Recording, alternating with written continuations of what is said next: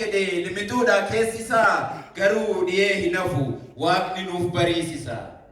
Waldhabdee keessoo keenyaa nutumti haa hiikkannu lafee lafa dhaquudhaaf baane geenyee akka milkoofnu. Ilaa yaa saba ko ilaa mana gaarii ijaarree dallaan yoo irraa jige maraatuun keessa deema gidaara irraa diigee. Balbala banaa dhiifnee bineensa hin komannu dhaabaaf dagalee taanee raayyaa haa ijaarrannu.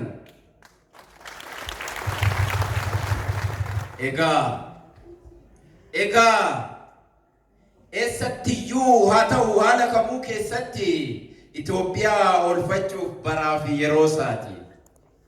Gurmuun warraaqi ka'i akka kanniisaa ursi ogummaa harkaa qabduun duuluudhaaf of qopheessi.